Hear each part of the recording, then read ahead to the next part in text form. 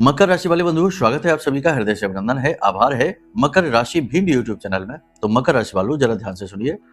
इस एक इंसान के साथ जितनी जल्दी हो सके अपने रिश्ते सारे समाप्त कर दो। कारण इसका क्या है, जरा ध्यान से सुनिए।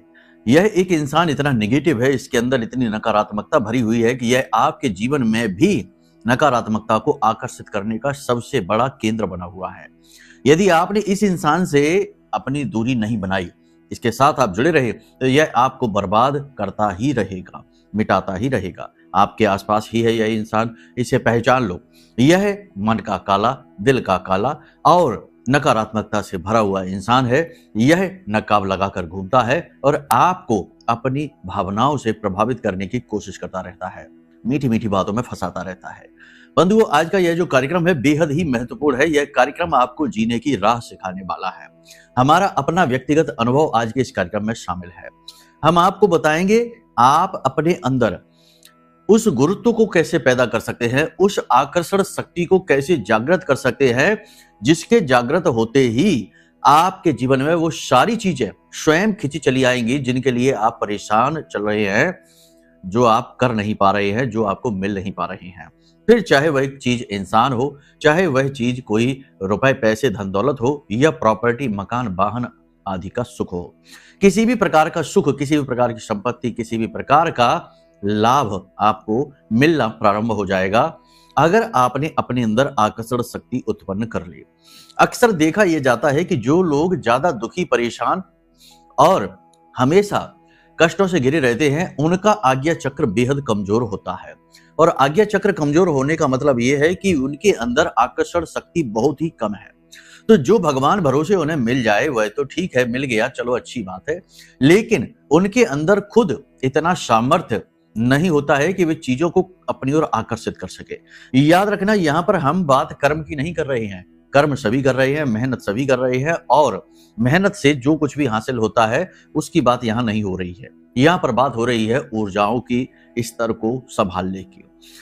मानकर चलो कि दो दुकानदार हैं और दोनों दुकानदारों ने एक दुकान खोली है, छोटी सी दुकान खोली, चाय की टपरी ही सही, एक छोटी सी दुकान खोल दी। दोनों ने एक साथ व्यवसाय शुरू किया, तो क्या दोनों के प्रॉफिट और लॉस एक जैसे होंगे? नहीं। उनमें से एक ऐसा होगा जिसका प्रॉफिट अच्छा होगा, जिसकी आमदनी अच्छी होगी, और एक ऐसा होगा जिसकी शायद कोई आमदनी खास हो ही ना और आगे चलकर वह अपने व्यापार को बंद ही कर दे। और जो दूसरा है वह इतना आगे बढ़ जाए कि वह लाखों करोड़ों में खेलने लगे। अब ऐसा क्यों होता है? ऐसा इसीलिए होता है, हालांकि दोनों ने काम तो एक जैसा किया, मेहनत भी एक जैसी की, लागत भी एक जैसी लगाई, सब कुछ एक जैसा किया, मेहनत करने के बाद भी परिणाम दोनों के बिल्कुल विपरीत रहे। बहुत सारे उदाहरण, ये तो सिर्फ एक उदाहरण मात्र है, इसी बात को ना पकड़ के बैठ जाना, एक उदाहरण मात्र है। अपने आसपास ही आप देखो, नजर पसार कर देखो, बहुत सारी चीजें ऐसी दिखेंगी कि लोग कम मेहनत में बहुत ज्यादा लाभ ले रहे हैं, बहुत उन्नति कर रहे हैं, बहुत आगे बढ़ रहे हैं, जबकि मेहनत बहुत ही कम कर रहे हैं, इतनी ज्यादा कर भी नहीं रहे। और जो दिन रात कठोर परिश्रम, दिन रात मेहनत करने में लगे हुए पागलों की तरह काम कर रहे हैं, वो केवल और केवल मजदूरी ही ले पा रहे हैं। अब ऐसा क्यों होता है? क्योंकि वह इंसान जो कर्म तो कर रहा है लेकिन उन्नति जल्दी जल्दी हासिल कर रहा है, उसके अंदर कुछ ऐसी बात है, कोई ऐसी चीज है जो उसे उसका मेहनत का कई गुना लाभ दिलवाने में समर्थ है। तो वो चीज क्या है, उसी के विषय में आज हम आपको बताएंगे, और उस चीज को आप अपने अंदर कैसे ला सकते हैं, इसके बड़े ही महत्वपूर्ण वैदिक शास्त्रीय सूत्र देने वाले हैं। कोई रत्न की बात नहीं होगी यहाँ पर, कोई उल्टे सीधे प्रयोग टोटका टोना की बात नहीं होगी यहाँ पर बात होगी शक्ति जागरण की। बेहद महत्वपूर्ण कार्यक्रम है, इसे मिस मत करना, वरना आप समझो कि अपने जीवन की सफलता की बेहद महत्वपूर्ण चाबी मिस कर चुके हैं। ठीक है, अंत तक कार्यक्रम को जरूर देखना। इसी के साथ साथ आपको बताएंगे 5 बड़ी भविष्यवाणियां जो अगले 3 से 5 दिनों में आपके लिए रोड मैप का काम करेंगी, जीपीएस का कार्य करेंगे। कुछ सलाह देंगे आपको, कुछ चीजें समझाएंगे पूरे भाव से, प्रेम के साथ। आपको अच्छी लगेंगी हमारी बातें, हमारी सलाह, और जो भी कुछ हम आपके बारे में आपको बताएंगे वो सारी चीजें। ठीक है, कुछ चीजें अगर मैच ना हो, कोशिश तो हमने की है ग्रहों का आकलन सटीक करते हुए चीजें सही बताने की, लेकिन हो सकता है कुछ चीजें मैच ना करें, तो कोई बात नहीं है। सबके जीवन में कहीं ना कहीं कुछ ना कुछ तो परिवर्तन होता ही है। एक राशि के सारे जातक एक जैसा जीवन नहीं जीते। कोई अधिकारी होता है तो कोई चपरासी होता है, कोई फौज में कर्नल जनरल होता है और कोई फौज में सिपाही होता है। दोनों का जीवन अलग होता है, परंतु एक होता है तो उनका सोचने का तरीका, एक होता है तो उनका ऑरा, या कह सकते हैं कि उनके आसपास की ऊर्जा का क्षेत्र, वही उनके जीवन में चीजों को आकर्षित करता है। तो जो चीजें मैच ना करे, समझ लेना वो किसी अन्य भाई बंधु के लिए है। ठीक है, बहुत सारी चीजें मैच करेंगे। इसी के साथ साथ सबसे महत्वपूर्ण कि इस समय और कल पर आपको कौन सा उपाय करना चाहिए जिससे कि आपके ऊपर देवताओं की कृपा बनी रहे, कोई अनिष्ट ना हो आपके साथ, गलत ना हो। क्योंकि इस समय और काल पर चंद्रमा खराब है, बुरी तरीके से। खराब क्यों है? केतु से दृष्ट हो गया है। केतु से दृष्ट चंद्रमा खराब होता है बहुत ज्यादा, जितना राहु से नहीं उतना केतु से खराब हो जाता है। ठीक है, क्योंकि केतु जो है ना वो कंफ्यूजन है, बहुत ज्यादा कंफ्यूजन है। चंद्रमा खराब कर दिया तो यानी आपके मन में जरूर से ज्यादा कंफ्यूजन, अनिर्णय और निराशा भर सकता है। ठीक है, तो कार्यक्रम को पूरा जरूर देखिए। बहुत सारी चीजें हैं जो आप नई सीखेंगे, बहुत सारी चीजें हैं जो आप सुधार पाएंगे अपने जीवन में। ठीक है, तो चलिए महामाई को याद करते हुए कार्यक्रम की शुरुआत करते हैं। यही तो हमारा रिवाज है, बिना माँ को समर्पित किए तो हम एक तिनका भी नहीं उठा सकते। माँ को कुछ भी समर्पित किए बिना हम आगे नहीं बढ़ सकते हैं। तो चलिए महामाई के दर्शन करिए और कमेंट बॉक्स में भक्ति भाव के साथ लिख डालिए, जय माँ बगलामुखी कृपा करो। इसी के साथ साथ कमेंट में ये भी लिखना कि मैं भी माई के परिवार का हिस्सा हूं। बंधु, आपको बता दें कि धाम पर विशेष महाअनुष्ठान चल रहे हैं प्रतिदिन। इन महाअनुष्ठानों में आप देवी की कृपा प्राप्त कर सकते हैं, सीधे माई से जुड़ सकते हैं, सीधे अपनी अर्जी लगवा सकते हैं। और इसके लिए आपको कुछ विशेष चीजें जानना अनिवार्य है। उन चीजों को जानकर आप अपनी अर्जी लगा सकते हैं, स्वयं लगवा सकते हैं, और महाअनुष्ठान में आपके नाम से आहुतियां हो जाएंगी। आपके जीवन में माई की सीधी कृपा आएगी, शत्रु नाश होगा, परेशानियों से बाहर निकलने के मार्ग खुलने शुरू हो जाएंगे। कैसे आप इस अनुष्ठान में भाग ले सकते हैं, नंबर वीडियो में है, फोन कर लीजिए, सारी जानकारी आपको मिल जाएगी। ठीक है, तो चलिए बंधुओं, अब अपने मूल विषय को शुरू करते हैं। बात करते हैं 5 बड़ी भविष्यवाणियों की। जय माई की। बंधुओं, ज्योतिष और तंत्र विद्या के क्षेत्र में आचार्य अमित एक जाना माना नाम है। पूज्य गुरुदेव के साधनाओं और ज्योतिष विद्या के अनुभव बेहद दिव्य है। जी हाँ, पूज्य गुरुदेव ने जिसकी भी कुंडली का विश्लेषण किया और कुंडली के अनुसार उसे सटीक उपाय व महामाई माँ बगलामुखी की विशेष कृपा दी, उसके जीवन में सकारात्मक बदलाव तो आए ही है। फिर चाहे समस्या कितनी ही कठिन क्यों ना हो, समाधान तो अवश्य हुआ है। अब ऐसे में यदि आप भी अपने जीवन की किसी बड़ी समस्या से जूझ रहे हैं, जैसे कि कर्जा बढ़ता ही जा रहा है, काम धंधा और व्यापार सब रुक चुका है, रिश्ते नातों में तनाव हद से ज्यादा बढ़ गया है, पूरा जीवन ही नकारात्मकताओं से भर गया है, तो ऐसे में यही सही समय है जब आप श्रेष्ठ गुरु से मार्गदर्शन प्राप्त करें और जीवन के अंधकार को समाप्त कर दिव्य प्रकाश की ओर कदम बढ़ाएं। वीडियो में दिए गए नंबरों पर तुरंत संपर्क करिए और अपनी कुंडली का विश्लेषण व समाधान पूज्य गुरुदेव के द्वारा करवा लीजिए। देर ना करें, आपके देवी देवताओं के आशीर्वाद से ये मौका खुद चलकर आपके पास आया है, इसे गंवाना नहीं है। अभी फोन करें और गुरुदेव से मार्गदर्शन प्राप्त करें। महामाई आपका कल्याण करें। धन्यवाद। बात करते हैं पारिवारिक वातावरण से। तो पारिवारिक वातावरण ठीक ठाक रहेगा, कोई बड़ी बात नहीं होगी।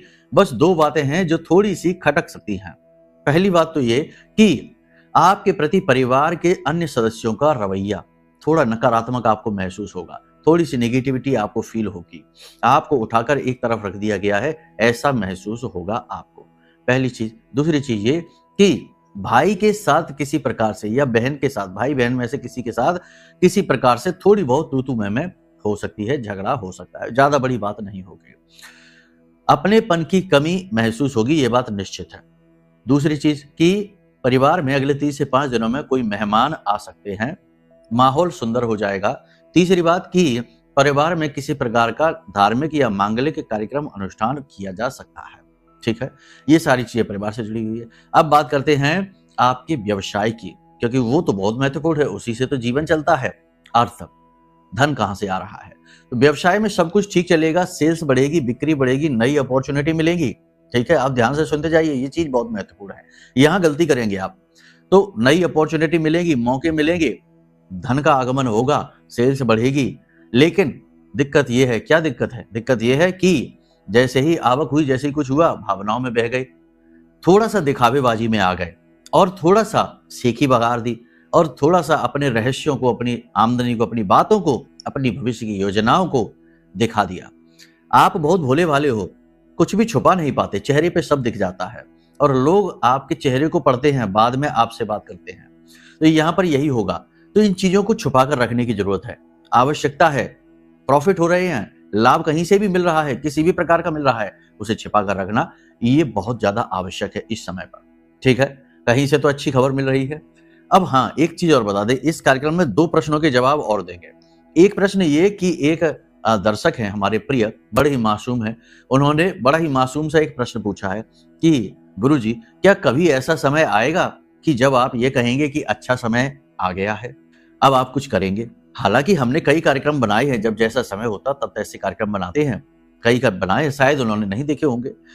तो एक ऐसी बात, यानी इनके प्रश्न का एक सही जवाब, सटीक जवाब भी आपको प्राप्त होगा। आपका भी ये प्रश्न हो सकता है, आपको भी इसका एक ऐसा जवाब मिलेगा जिसे सुनकर आपको अच्छा महसूस होगा और संतुष्ट भी होंगे आप, ठीक है? पहली चीज ये। दूसरी चीज ये कि बहुत से लोगों ने ये प्रश्न किए हैं कि कुंडली के लिए अगर डिटेल ही नहीं है, हमें पता ही नहीं कि हमारा जन्म कब हुआ है, तो कैसे कुंडली बनवाएं? ये एक बड़ी समस्या है। तो यहां पर भी आपको एक सटीक जवाब हम देंगे, ठीक है? समाधान होगा, केवल बातें की बातें नहीं होंगी, बातों के निराकरण होंगे, ठीक है? तो अब यहां पर आपको हम बता दें कि जो छोटे छोटे लाभ, छोटी छोटी उन्नति, आगे बढ़ने के अवसर आपको मिलने शुरू हो जाएंगे, उनके बारे में बस किसी को भनक नहीं लगनी चाहिए, गुप्त रखना है, ठीक है ना? चीजें गुप्त रखनी बहुत अनिवार्य होती हैं, गुप्त रखी हुई चीजें फलित होती हैं, ठीक है? अब एक जरूरी चीज कि ध्यान देना है, किन चीजों पर ध्यान देना है? 2-3 चीजों पर यहां पर आपको जरूरी ध्यान देना है। पहली चीज ये है कि स्वयं पर, अपनी सेहत पर, अपने ऊपर ध्यान देने की आवश्यकता है, सेहत गिर सकती है। दूसरी चीज ये है कि पैसे की जावक, यानी कि जावक जो हो रही है ना, पैसे का फ्लो, उस पर विशेष ध्यान देने की जरूरत है कि पैसा कहां कहां जा रहा है, हिसाब किताब, ठीक है, सही तरीके से। तीसरी, आपके आसपास के लोगों पर ध्यान देने की आवश्यकता है, क्योंकि षड्यंत्रकारी और कुटिल बुद्धि के लोग आपके आसपास बहुत है। तो इन कुटिल बुद्धियों से, दुर्बुद्धियों से आपको बचने की आवश्यकता है। बचेंगे तो तब जब जानेंगे, तो जानने के लिए सतर्क रहना है, इन पर ध्यान देने की आवश्यकता है, ठीक है? अब यहाँ पर सोचने की बात है, जो लोग आध्यात्मिक हैं, पूजा पाठ अनुष्ठान में आस्था रखते हैं, केवल ड्रामेबाजी के लिए पूजा नहीं करते, भगवान हमें नौकरी लगवा दो, भगवान हमें प्रोजेक्ट नया दिलवा दो, भगवान हमें लोन दिलवा दो, ये वाली पूजा नहीं। या फिर मंदिर में जाए और दरवाजे से ही चिल्लाना शुरू कर दिया, भोले भोले, ये वाली पूजा नहीं, ड्रामा नहीं। जो सच्ची भक्ति करते हैं, मौन भक्ति, भक्ति मौन होती है, शोर नहीं। हाँ, ये बात अलग है, आरती जब करते हैं, ये भगवान का जब हम स्वागत करते हैं, श्रृंगार करते हैं, उन्हें भोग अर्पित करते हैं, उन समय और काल पर हम जरूर प्रसन्नता को प्रदर्शित करते हैं, गाते हैं, कीर्तन करते हैं, भजन करते हैं, वो एक अलग चीज है। लेकिन भक्ति, जो भगवान से सीधा कनेक्शन है, वो मौन होता है, वहां शोर नहीं होता। तो जो मौन भक्ति में लीन रहते हैं, ऐसे लोगों का आत्मविश्वास बढ़ेगा, मार्गदर्शन होगा, और सबसे बड़ी बात कि इन्हें 101% उन्नति का मार्ग मिलने वाला है, कोई बड़ी सहायता मिलने वाली है अगले 3 से 5 दिनों में। केतु इनके लिए बड़ा पॉजिटिव होने वाला है। केतु से ज्यादा आध्यात्मिक कोई नहीं है, ये बात याद रखना। आध्यात्मिक गुरु भी है, आध्यात्मिक शनि भी है, लेकिन शनि न्याय से बंधा हुआ है, गुरु अभिमान से बंधा हुआ है, संतत्व है।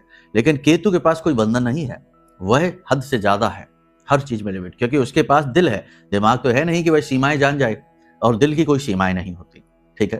तो यहां तक सारी बात आप समझ रहे हैं। अब किसी प्रकार की व्यावसायिक यात्रा पर आपको जाना पड़ सकता है, काम से जुड़ी कोई यात्रा पर जाना पड़ सकता है, अपना विशेष ख्याल रखिए, यात्रा कामयाब होगी, ठीक है? यहां पर 2 बातें आपके साथ होंगी। कोई व्यक्ति आपको कोई सलाह देता है तो उसे अनदेखी ना करें, इग्नोर ना करें, सलाह पर पूरा ध्यान दें, आपकी उन्नति के लिए हो सकती है, कुछ चीजें उसमें आपके अनुकूल हो सकती हैं। सीधे सिरे से नकार देना अच्छी बात नहीं है, क्योंकि आपको कहीं से अच्छी सलाह मिलने वाली है। दूसरा ये कि कुछ समय मौन रहकर आत्ममंथन करने की आवश्यकता है। अपनी गति, अपनी स्थिति, अपनी पोजीशन को देखने के लिए मौन होना आवश्यक है, सही आकलन के लिए मौन होना आवश्यक है, और आत्ममंथन की अवस्था, यानी क्या खोया क्या पाया, कितना काम किया, कितना प्रॉफिट हुआ, कितना लॉस हुआ, जीवन में आप क्या हासिल कर पा रहे हैं, बहुत कुछ है सोचने के लिए, विचार करने के लिए, मंथन में जाने के लिए। तो स्वयं अपना आत्म मंथन अवश्य करें, सलाह मिले तो उस पर ध्यान अवश्य दें, और सतर्कता बेहद आवश्यक है। पैसे का दान अवश्य करें, ये एक बहुत जरूरी चीज है इस समय और काल पर, यानी अगले 3 से 5 दिनों में पैसे का दान अवश्य करें। मंदिर के दान पात्र में तो आप डालें ही डालें, लेकिन आप ये भी देखें, आपको अवसर जरूर मिलेगा अगले 3 से 5 दिनों में। आप कार्यक्रम ये देख रहे हैं, ध्यान से इस बात को नोट करके रख लो कि आपके पास कोई ऐसा व्यक्ति आएगा। अब हम दुनियादार लोगों की बात नहीं कर रहे, गरीब भिखारी हो सकता है, कोई बच्चा हो सकता है, कोई महिला स्त्री हो सकती है, बूढ़ी, तो वह आपके पास आएगा भीख मांगने के लिए, तो आपको उसे देना है क्या? धन देना है, पैसे देने हैं। जी हाँ, देना है, जरूर देना है। ऐसा नहीं करना कि नहीं, अरे ये तो शराब पी लेगा, अरे ये तो ऐसे ही है, ये तो ये कर देगा, वो कर देगा। अपना दिमाग नहीं, कुतर्क नहीं, अपना गणित ना लगाओ, गणित ऊपर वाला लगा रहा है, ठीक है ना। उसने सबके हिसाब किताब लिख कर रखे हैं, ना एक पाई इधर ना एक पाई उधर। हम और आप इतनी हैसियत नहीं रखते कि संसार का गणित लगा सके। अपना गणित लगा नहीं पा रहे, दुनिया का क्या गणित लगाएंगे। तो गणित नहीं लगाना, बस उसकी मदद कर देना, खुले दिल से कर देना। जितना सामर्थ्य है, 100 रुपए की सामर्थ्य है, 100 रुपए एक समय का भोजन कर लेगा, आत्मा तृप्त होगी, आपकी मुक्ति होगी। जी हाँ, दुखों से, कष्टों से, परेशानियों से। तो धन का दान करना बेहद आवश्यक है। अपनी तुलना किसी से नहीं करनी है, ये चीज याद रखना। यहाँ पर आप जा सकते हैं निगेटिव रास्ते पर, जा सकते हैं नकारात्मक ट्रैक पर, गाड़ी आपकी दौड़ सकती है। तो किसी और से तुलना करेंगे, हमसे देखो सारे आगे निकल गए, हम तो यहीं खड़े रह गए। परेशान हम तब भी थे, आज भी हैं, हमेशा कुछ ना कुछ लगा ही रहता है। ये सब चीजें नहीं, फालतू की चीजों पर दिमाग नहीं लगाना है, क्योंकि जैसे तुम्हारे विचार होंगे वैसी ही तुम्हारी परिस्थिति होंगी, ठीक है ना। जैसी मन स्थिति वैसी परिस्थिति। तो मन स्थिति को सुधारना है, उस पर कार्य करना है। क्या करना है? सबसे पहली चीज ये कि अपनी तुलना केवल अपने आप से करो, स्वयं से करो। पहले आपके पास क्या था, अब आपके पास क्या है। हो सकता है कि पैसे रुपए कम हो, पहले ज्यादा हो अब कम हो, लेकिन मैच्योरिटी जो है, समझ जो है, विवेक जो जागृत हुआ है, वह बढ़ा है। और वही तो महत्वपूर्ण है। पैसे तो ऊपर लेकर नहीं जाओगे, रुपए, गाड़ी, धन दौलत, ये तो सब यहीं रह जाएगा। जो विवेक जागृत हो रहा है, जो आध्यात्मिक उन्नति हो रही है, वही ऊपर जाएगी आपके साथ, वही सच्ची कमाई है। तो उसके बारे में विचार करिए। अपनी तुलना अपने आप से करिए, दुनिया से नहीं करना है। मौन रहना है, ये आवश्यक है। अब वाहन आदि संभल कर चलाना है, दुर्घटना हो सकती है, किसी व्यक्ति के साथ मुहवाद हो सकता है, झगड़ा हो सकता है, तो थोड़ा सा शांत रहिए। शत्रु आपके प्रबल होंगे, बढ़ेंगे, आपके खिलाफ षड्यंत्र करेंगे, तो थोड़ा सा शत्रुओं के बारे में अलर्ट रहना है। धोखेबाज लोगों से थोड़ा सा दूरी बनाकर रखिए। किसी प्रकार की चाल फरेबी में आपके साथ वो खेल सकते हैं, खेल आपको फंसा सकते हैं, मतलब कि किसी प्रकार का धोखा, फ्रॉड हो सकता है। इलेक्ट्रॉनिक सामान आपके खराब हो सकते हैं, इन्हें संभाल कर रखिए। मोबाइल वगैरह खो सकता है, टूट सकता है, इसे संभाल कर रखिए। और अपना वाहन किसी को चलाने के लिए नहीं देना। अपने स्वास्थ्य का विशेष ख्याल रखिए। शरीर के किसी विशेष भाग में लगातार दर्द रहेगा, पीठ, कमर और कमर के निचले हिस्से में चोट लग सकती है, या कोई दर्द कंटिन्यू लगातार बना रहेगा, आपको काम करने में रुकावट का कार्य करेगा। आलस्य बढ़ सकता है, थकावट रह सकती है, काम को करने की इच्छा समाप्त हो सकती है। तो अपने आप को मोटिवेटेड रखें। थोड़ा सा योग, प्राणायाम, अध्यात्म में रुचि को जगाएं, कसरत वगैरह जरूर करें।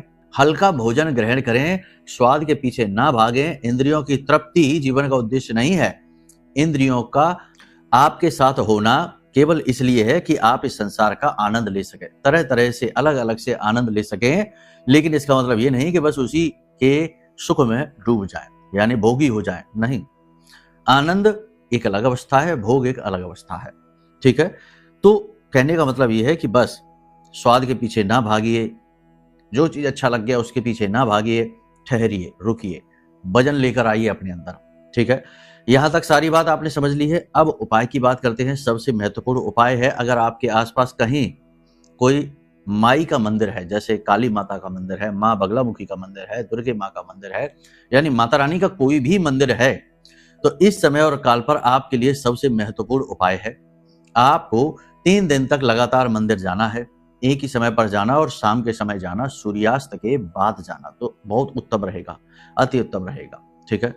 तो पहले दिन आपको क्या करना है, 21 नींबू लेकर आने हैं, ठीक है।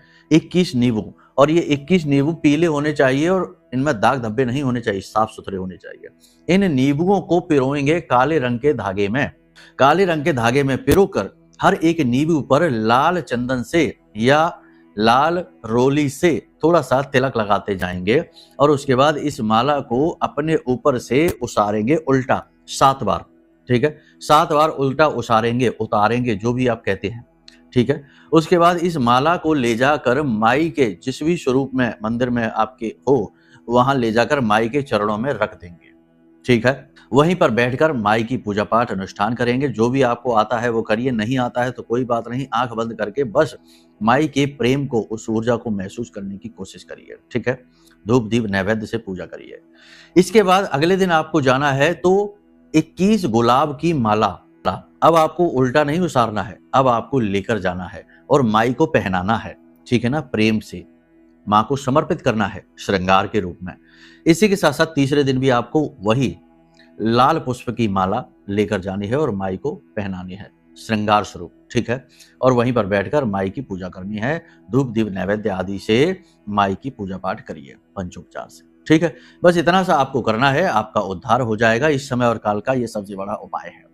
यहाँ पर इस उपाय के माध्यम से हर प्रकार की नेगेटिविटी को दूर करने की कोशिश की गई है। अब बात करते हैं उस आकर्षण शक्ति की जो आपको जगानी चाहिए अपने अंदर। इस आकर्षण शक्ति को जगाने के हजारों लाभ आपको मिलेंगे। हर वो चीज जो आपसे दूर है आपके पास आ जाएगी। रिश्ता नाता हो, पैसा हो, कामयाबी हो, पॉजिटिविटी हो, कुछ भी जो आपसे दूर है आपके पास आ जाएगा। क्या है ये उपाय? ध्यान से सुनिए, बहुत ही महत्वपूर्ण है। मंत्र की शक्ति है, साधना मंत्र नहीं है तो घबराने की जरूरत नहीं है। दीक्षा नहीं ली है तब भी आप कर पाएंगे। क्या करना है? केवल 7 दिन का एक प्रयोग है, इसे करके देखिए, उसके बाद आपको लाभ मिलेंगे तो आप खुद ही आगे करेंगे। ठीक है, 7 दिन का प्रयोग है। 2-3 छोटी छोटी क्रियाएं हैं। सबसे पहली क्रिया, आपको एक इत्र की शीशी लेकर आनी है। गुलाब का इत्र ले आइए, केवड़े का ले आइए, जो भी आपको मिल जाए वो इत्र लेकर आइए। इत्र की शीशी लेकर आनी है। एक भोजपत्र का कागज, भोजपत्र पर आपको अपना नाम लिखना है और नाम अपना लाल रंग की कलम से लिखना। ठीक है, भोजपत्र पर आपने अपना नाम लिखा और उस शीशी में उस कागज को फोल्ड करके डाल दीजिए, ऊपर से ढक्कन लगा दीजिए और उस शीशी को अपने घर में, पूजा घर में भगवान नारायण और माता लक्ष्मी के चरणों के पास रख दीजिए। ठीक है, इस एक क्रिया को, पहली क्रिया किसी भी दिन आप कर सकते हैं। वैसे तो इसको करने के दिन शुक्रवार हैं और शनिवार हैं और गुरुवार हैं, लेकिन इस समय नवरात्रि है तो आप किसी भी दिन कर सकते हैं। ठीक है, इस क्रिया को आपने कर दिया। उसके बाद आपको क्या करना है? सुबह के समय या शाम के समय, जब भी आपको ठीक लगे, आपका मन शांत हो, उस समय अपने पूजा घर में जाना है। गाय के घी का एक दीपक जलाना है और बिल्कुल रीढ़ की हड्डी को सीधी रख के 10-15 मिनट के लिए इस मंत्र का जाप करना है। मंत्र को ध्यान से सुन लीजिए। 3 बीज हैं इसमें। ठीक है, महत्वपूर्ण है। ओम ह्लीम क्लीम श्रीम नमः। रीढ़ की हड्डी को सीधा रखेंगे बिल्कुल, ठीक है ना, एकदम कड़क होकर बैठेंगे। जब आप इस मंत्र का जाप करना शुरू करें उससे पहले कम से कम 10 से 12 गहरी गहरी सांसें ले लें। ठीक है, ताकि शरीर में प्राणवायु चारों तरफ फैल जाए, शरीर सुदृढ़ हो जाए और मन शांत और एकाग्र हो जाए। दुनियादारी की हर बात को भूल जाइए। ये योग की क्रिया है। जब आप इस मंत्र को उच्चारण करें तो उस समय आप महसूस करें आपके यहाँ ज्योति जल रही है। दोनों आंखों के बीच में आपकी भ्रुकुटी पे ज्योति जल रही है। एक छोटा सा दीपक जैसा आप महसूस करें, धारणा करें। कुछ समय के बाद आपको अपने आप यहाँ पर दीपक जलना, प्रकाश होना, दिखना शुरू हो जाएगा। लेकिन शुरुआत में आपको धारणा करनी है कि एक दीपक है, एक लौ जल रही है। ठीक है, और इस मंत्र का बड़ी ही गंभीरता से धीमे धीमे, माला नहीं करनी है, ना ही गिनती की कोई वाद्यता है, बस आपको करना है। बहुत चिल्लाना नहीं है, बहुत धीमे भी नहीं करना है, आपको बस सुनाई दे ऐसे करना है। वातावरण शांत होना चाहिए। तो ये क्रिया आप रात्रि के समय तो करें तो ज्यादा बेहतर है। घर परिवार में सब सो जाते हैं या अपना खा पी के आराम से लेटे होते, शोर नहीं होता है। कहीं नहीं कर सकते हैं तो ये क्रिया आप किसी मंदिर में जाकर कर सकते हैं, लेकिन शांति होना अत्यंत अनिवार्य है। ठीक है, लौ को जलते हुए देखेंगे और इस मंत्र का उच्चारण करते रहेंगे। 10 से 15 मिनट उच्चारण करेंगे, उसके बाद मौन हो जाएंगे और उस लौ को अपनी आंखों के बीच में देखेंगे, लगातार कंटिन्यू उसे देखेंगे। ठीक है, जितनी देर आप ये क्रिया कर सकते हैं, 10 मिनट, 15 मिनट, आधे घंटे, 1 घंटे, आप इस क्रिया को करिए। आप जब इस क्रिया को करेंगे तो इसके करते ही जब आप इससे बाहर निकलेंगे तो आपको बहुत ही दिव्य अनुभव होगा, बहुत ही पॉजिटिव, बहुत ही हल्कापन, बहुत ही सुकून महसूस होगा।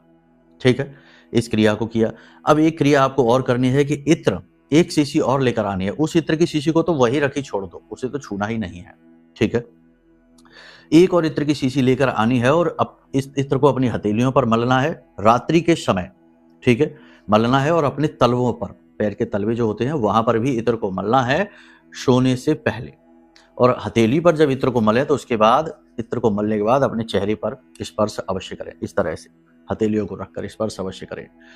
इस क्रिया को 7 दिन तक लगातार करें। इस क्रिया के बारे में किसी को कुछ बताएं ना, गुप्त रखें, मौन रखें, किसी से कुछ भी ना बोलें, चुपचाप बस इस प्रयोग को करते रहें और धीरे धीरे आप महसूस करेंगे कि आपके चेहरे पर आकर्षण बढ़ने लगा है। लोग आपसे नजरें नहीं मिला पा रहे हैं, लोग आपसे बात करके बहुत जल्दी इंप्रेस हुए जा रहे हैं, बहुत जल्दी प्रभावित हुए जा रहे हैं। आप जो भी कुछ कह रहे हैं वो बातें सत्य होनी शुरू हो गई हैं, यानी कि बहुत सारी शक्तियां आपकी स्वयं की जागृत होनी शुरू हो जाएंगी और आप जो भी कुछ चाहेंगे वो चीजें अपने आप धीमे धीमे आपकी ओर आकर्षित होने लगेंगी। बहुत सारी चीजें ऐसी होंगी जो आप खुद भी देखकर शॉक रह जाएंगे, आपको भी झटका लगेगा कि ये क्या हो गया। अब यहाँ पर आपको सावधानियां कुछ रखनी है।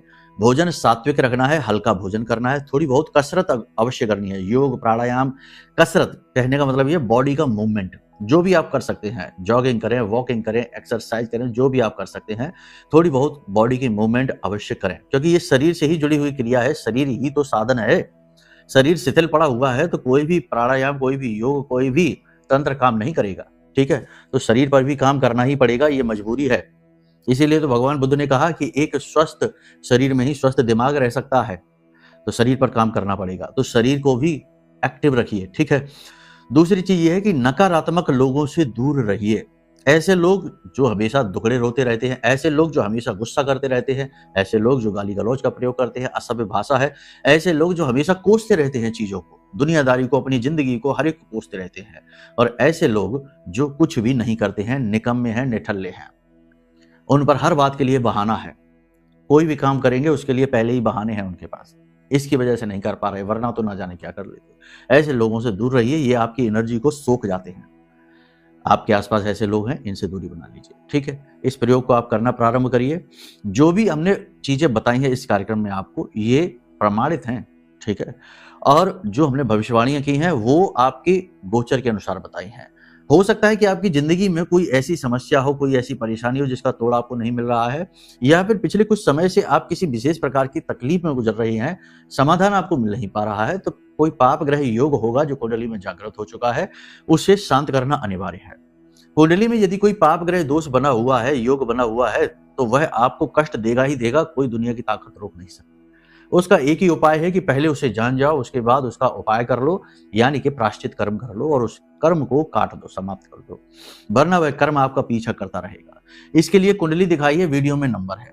साथ ही साथ किसी भी प्रकार की निगेटिव एनर्जी को आप अपने प्रयासों से दूर चाहे ना कर पाए, लेकिन यदि यह महारक्षा कवच आपने मंगवा लिया, तो किसी ने आपके ऊपर कुछ कर रखा है, कोई तंत्र मंत्र, टोना टोटका, या फिर आपने ही किसी गलती की वजह से नेगेटिविटी को अपनी ओर आकर्षित कर लिया है, या कोई दोष लगा हुआ है आपके ऊपर, आपके खानदान के ऊपर, कुल खानदान के ऊपर, तो वो सारी चीजों को यह महारक्षा कवच बड़े आराम से चुटकियों में मिटा देगा। इसे भी ऑर्डर कर सकते हैं, आपका उद्धार होगा। तो कार्यक्रम को यहीं विराम देते हैं। यदि मन में कोई प्रश्न उठे या कुछ बातें जो इस कार्यक्रम में करने में रह गई हैं वो अगले कार्यक्रम में करेंगे। मन में कोई प्रश्न उठे, जैसे कुंडली आकलन कराना है, या महारक्षा कवच मंगवाना है, या फिर महाअनुष्ठान में भाग लेना है, तो वीडियो में नंबर है, फोन कर लीजिए, सारी जानकारी आपको प्राप्त हो जाएगी। ठीक है, प्रेम से बोलिए जय माई की, जय मां बगलामुखी। हमारे प्रिय और परम पूज्य आचार्य जी ने अपनी साधनाओं के अनुभवों पर आधारित शक्तिशाली उपाय और क्रियाओं के माध्यम से हजारों लोगों के जीवन को पूरी तरह से बदला है। आचार्य जी के द्वारा बताया गया हर एक उपाय इतना सटीक और कारगर होता है कि जो भी इसे पूरे भाव के साथ कर लेता है, उसे साक्षात महामाई की कृपा और आशीर्वाद प्राप्त हो जाती है। इसलिए निसंकोच इन उपायों को पूरे भाव के साथ करिए, आपका कल्याण होगा। जय माई की।